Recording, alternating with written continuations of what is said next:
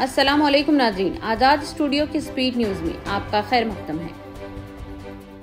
वक्फ तरमीमी bill के खिलाफ जहां एक जानिब all India personal law board की जानिब से 13 मार्च को जंतर मंतर पर एक बड़ा एहतजाजी धरना मुनज़्ज़म करने का ऐलान किया है, तो दूसरी जानिब मुख्तलिफ मिली तंजीमें एहतजाज अपना रही हैं। इस सिलसिले के तहत मौलाना अबू तालिब रहमानी ने 10 मार्च को कोलकाता के धर्मतला में वाक़े मेट्रो चौराहे पर कई मिली तंजीमों के नुमाइंदों के साथ वक्फ तरमीमी बिल के खिलाफ अपना एहतजाज दर्ज करवाया। मौलाना ने एक दिन कबल ही प्रेस कॉन्फ्रेंस से खिताब करते हुए धरने का ऐलान किया था। उन्होंने कहा कि इस बिल पर बनाई गई जेपीसी ने मुसलमानों को धोखा दिया है। इस एहतजाजी धरने में उलमा इकराम के अलावा दीगर हजरात ने कसी तादाद में शिरकत की।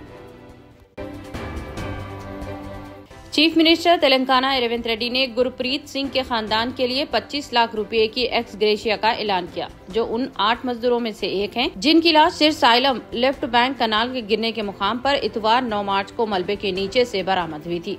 चीफ मिनिस्टर और वजीर आपाशी एन उत्तम कुमार रेड्डी ने SLBC टनल के काम में मसरूफ कारकुन की मौत पर ताज़ियत का इजहार किया है।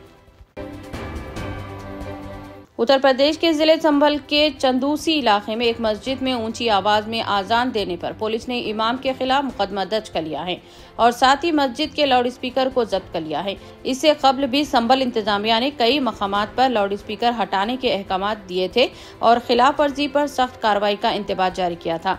पुलिस के मुताबिक शिकायत मौसूल होने पर मस्जिद के इमाम हाफिज शकील शमसी के खिलाफ मुकदमा दर्ज किया गया और मस्जिद से लाउड स्पीकर भी जब्त कर लिया गया। मध्य प्रदेश के महू में इतवार की रात चैंपियंस ट्रॉफी में भारत की जीत का जश्न मनाया जा रहा था। इसी दौरान निकाले गए जुलूस में पुरतशद्दुद वाक़या पेश आया, जहां पथराव और पेट्रोल बम से हमला किया गया। ये कशीदगी तकरीबन 2 घंटे तक जारी रही, जिसके नतीजे में 4 अफराद जख्मी हो गए, जिन्हें फौरी तौर पर इलाज के लिए हॉस्पिटल में दाखिल करवाया गया।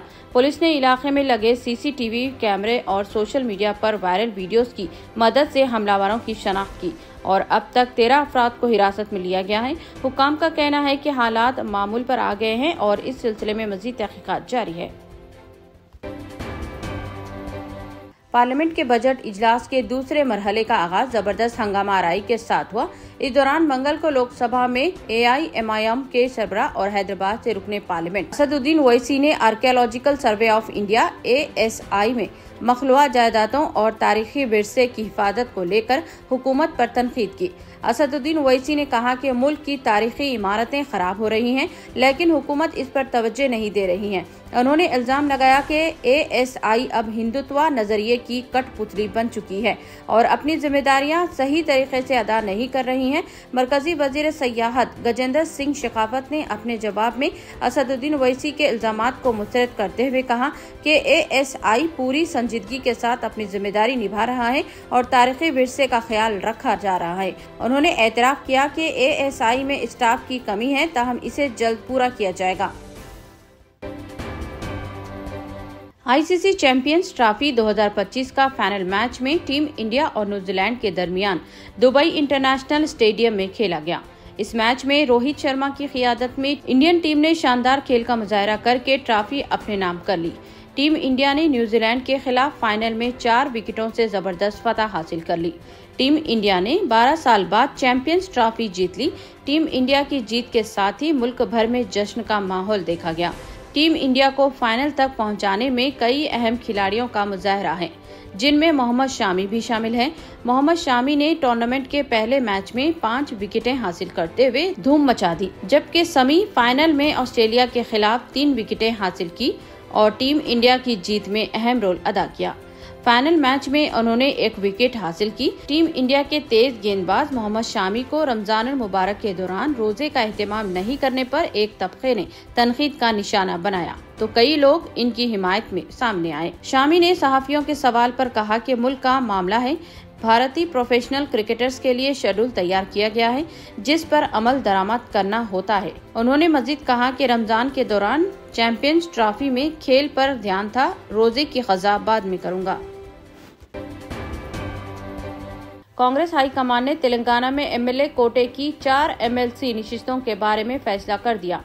3 निशिस्तों के लिए उम्मीदवारों के नामों का ऐलान किया गया, जबकि सीपीआई को 1 निशिस्त अलॉट की गई। 3 निशिस्तों के लिए अदनकी दयाकर, के शंकर नायक और फिल्म स्टार विजय शांति के नामों को मंजूरी दी गई है। चौथी निशिस्त सीपीआई को अलॉट की गई है। कांग्रेस पार्टी के उम्मीदवार और सीपीआई के उम्मीदवारों ने पीर को अपना पर्चा नामजदगी दाखिल भी कर दिए हैं। इस मौके पर chief minister A Revanth Reddy, deputy chief minister Mallu Bhatti Vikramarka के अलावा दीगर कांग्रेस कायदीन भी मौजूद थे। बीआरएस सरबराह के चंद्रशेखर राव ने एमएलसी उम्मीदवार के तौर पर सीनियर कायद डॉक्टर डी श्रावण के नाम का ऐलान किया है। एमएलए कोटे की 5 निशिस्तों के इंतखाबात में बीआरएस ने वाहिद निशिस्त से मुकाबले का फैसला किया है। कांग्रेस 3 और सीपीआई 1 उम्मीदवार खड़े करेगी। तमाम उम्मीदवारों का मुत्तफिका इंतखाब यकीनी है। डी श्रावण ने पीर को अपना पर्चा नामजदगी दाखिल कर दिया। तेलंगाना हज कमेटी के ज़ेरे एहतमाम मुंतखब आज़मीन हज का नवा तरबियती इज्तिमा इतवार 9 मार्च को 10 बजे ता 1 बजे दिन कुतुब शाही मस्जिद बाजार घाट में मुनाक़द हुआ। इस कैंप की सरपरस्ती हजरत मौलाना सैयद शाह गुलाम अफजल बयाबानी खुसरो पाशा, चेयरमैन तेलंगाना हज कमेटी ने की। इस तरबियती इज्तिमा में उलमाए किराम ने आज़मीन हज को मनासिक हज और आयाम हज के अलावा एहराम बांधने का तरीका भी सिखाया। चेयरमैन तेलंगाना हज कमेटी हजरत मौलाना सैयद शाह गुलाम अफजल बयाबानी खुसरो पाशा ने खुसूसी खिताब भी किया। हिंदुस्तानी क्रिकेटर मोहम्मद सिराज ने हैदराबाद में दावत इफ्तार की मेजबानी की। इस तकरीब में मुमताज शख्सियात बशमुल मजलिस के एमएलए मोहम्मद माजिद हुसैन ने शिरकत की। हाल ही में उमरा की सादत हासिल करने वाले मोहम्मद सिराज का ये अमल उनकी समाजी और रवायात से वाबस्तगी को जाहिर करता है और उनके सकाफती और मजहबी रवायात से गहरे ताल्लुकात की अक्कासी भी करता है। इस दावत इफ्तार में मोहम्मद सिराज के दोस्त अहबाब की कसी तादाद भी मौजूद थी। हैदराबाद मेट्रो रेल ने हफ्ते को एक अहम कारनामा अंजाम देते हुए इंसानी अज़ू दिल को 22 किलोमीटर के फासले पर सिर्फ 25 मिनट में मुंतकिल कर दिया। हैदराबाद मेट्रो रेल ने ग्रीन चैनल के जरिए एक हार्ट को एलबी नगर के कामिनी हॉस्पिटल से जुबली हिल्स के अपोलो हॉस्पिटल तक बगैर किसी रुकावट के ट्रांसपोर्ट की सहूलत फराहम की, जिसके जरिए एक शख्स की जान बचाई जा सकी। मस्जिद नबवी के इंतजामिया ने ज़ायरीन की सहूलत के लिए उर्दू, इंग्लिश और अरबी ज़बानों में डिजिटल नक्शे जारी किए हैं, जिनके जरिए नमाज के औकात में मस्जिद में गुंजाइश के बारे में मालूमात हासिल की जा सकती हैं। इंतजामिया की जानिब से जारी किए जाने वाले डिजिटल नक्शे के जरिए मस्जिद नबवी की अंदरूनी व बैरूनी बराह रास्त सूरत हाल मालूम करने के लिए QR कोड स्कैन किया जाता है, जिससे ये मालूम करने में सहूलत हो जाती है कि कहाँ जगह खाली है और कौन से मकामात भरे हुए हैं।